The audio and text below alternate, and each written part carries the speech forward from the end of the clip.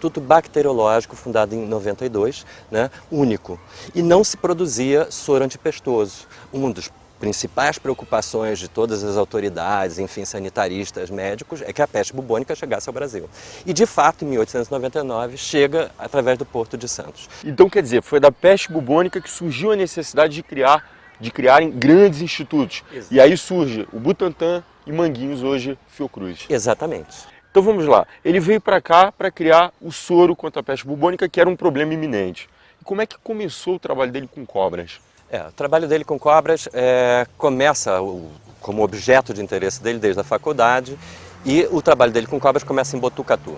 Em 1895, morre na mão dele uma menina de 15 anos. Né? Ele, a partir daquele momento, ele resolve que vai estudar e vai buscar uma solução para aquilo.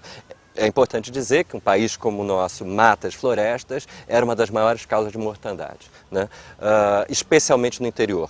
O seu avô chegou até a fazer um material de informação para prevenção de pessoas do interior contra picadas de cobras e outros animais peçonhentos. Conta pra gente, como é que era esse material? Ele tinha que informar o trabalhador rural, o sujeito do campo, o fazendeiro, o trabalhador, né? Ele tinha que, a interlocução dele com a classe médica, que teve a sua resistência, né, forte e grande. Né?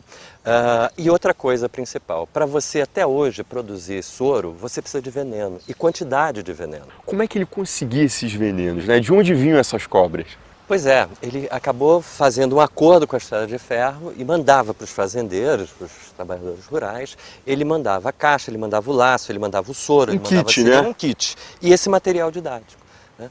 E eles mandavam para cá, para Butantan, as cobras, as plantas, porque uma das principais preocupações dele era exatamente com a reprodução em cativeiro. Ele precisava de quantidade de veneno para produzir o soro. Érico, em síntese, né, qual foi a maior contribuição dele à ciência? Olha, ele atuou em diferentes áreas. Né? Eu acho que o trabalho dele em relação aos venenos é único. Né? Ele resolve definitivamente para a humanidade a questão com acidentes, com animais peçonhentos. Não só as cobras, como as aranhas e os escorpiões. Essa foi a maior contribuição dele. Conversamos com Érico Vital, neto do nosso homenageado. Muito obrigado pela entrevista. Obrigado a vocês. Em 1919, Vital Brasil se mudou para o Rio de Janeiro e criou um centro de pesquisas biológicas. Depois do intervalo, você vai conhecer o Instituto Vital Brasil e vai ver como andam as pesquisas com animais peçonhentos. É só um minutinho e eu já volto.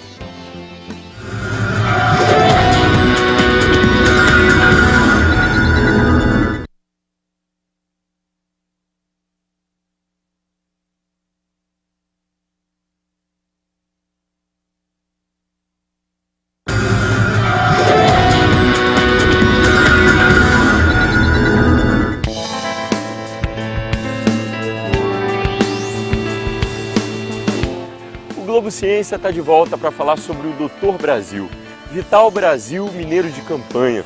Nosso personagem de hoje da série do Globo Ciência dedicada a grandes cientistas. Ele ficou conhecido como Dr. Brasil pelo seu empenho à saúde pública e a sua dedicação às pesquisas. A descoberta de que o soro antiofídico deveria ser diferente para cada tipo de cobra e a criação de soros específicos contra picadas de aranhas e escorpiões deram a Vital Brasil fama no mundo todo. O seu trabalho, quer dizer, suas descobertas, geraram uma tecnologia inédita que continua salvando milhares de pessoas. Quando deixou a direção do Instituto Butantan em 1919, Vital Brasil foi convidado por Carlos Chagas para trabalhar na Fundação Oswaldo Cruz, a Fiocruz. Ele recusou o convite e preferiu abrir um novo centro de pesquisa em Niterói. O Dr. Brasil achava que o país precisava de mais instituições científicas para resolver seus graves problemas. Surgiu aí o Instituto Vital Brasil. O prédio foi inaugurado em 1943. Essa escultura de cobra é uma das atrações do roteiro turístico de Niterói e foi feita pelo escultor Paulo Formagini. Ela é uma réplica com todos os detalhes de uma cascavel, como por exemplo o número de escamas. E mais ainda, ela está na posição de bote. Vem cá.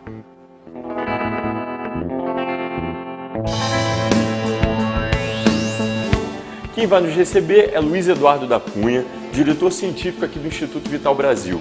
Ele é médico veterinário, microbiologista, com mestrado em planejamento estratégico. Afinal de contas, Luiz, qual é a grande importância do Instituto Vital Brasil hoje? A importância, eu digo que é estratégica. Somos uma empresa do governo do Estado do Rio de Janeiro, uma empresa pública, tem a participação da família do Vital Brasil nos conselhos de administração, no conselho fiscal, quer dizer, o compromisso de manter a história desse cientista viva, né, e não esquecermos a importância dele para o país e para o mundo. E também produzir medicamento, produzir conhecimento científico e divulgar esse conhecimento científico e os medicamentos do Brasil inteiro. Luiz, vamos traçar um paralelo. O que se produzia na época de Vital Brasil e o que se produz hoje aqui no Instituto? Basicamente, falando em termos de soro, o Instituto Vital Brasil foi criado em 1919, estamos fazendo 90 anos agora, uma instituição quase centenária, como outras grandes instituições do país. E no início do Instituto Vital Brasil, também a prioridade era a produção de soro, com um detalhe, soro antiofídicos, né, para animais peçonhentos, mas também produzia vacina contra a raiva, porque na época a vacina era aplicada no local que se produzia, não tinha como distribuir. Então era um polo de atendimento para vacinação antirrábica. Acidente de cão, de morcego, essa coisa. Mas basicamente o que era o foco do Vital Brasil, quando iniciou o Instituto Vital Brasil, era a produção de soro e desenvolvimento de pesquisas na área de veneno e antiveneno. Hoje, o Vital Brasil continua produzindo soro, é um dos 3 fornecedores do Ministério da Saúde, quer dizer, a cada uma ampola em 3, uma é produzida no Vital Brasil, para o país inteiro. Mas também hoje a gente faz trabalhos de divulgação científica muito importante, porque a questão do meio ambiente com relação ao acidente de animal peçonhento é bem relacionado.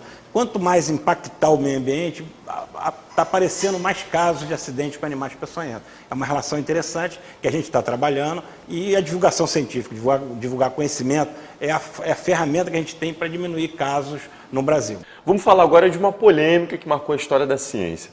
Vital Brasil afirmou que o soro ele não tinha um caráter universal, contestando um cientista francês. Fale sobre isso. No final do século retrasado, em torno de 1895, o Calmette, que era um pesquisador do Instituto Pasteur, em Lyon, ele fez um trabalho na Indochina, que hoje é Vietnã, e produziu um soro com veneno da naja e afirmou que aquele soro que ele produziu atenderia a qualquer necessidade de uma pessoa envenenada, seria um soro universal. Vital Brasil, aqui no Brasil, né, há 119 anos, 110 anos atrás, falou assim, esse francês está errado.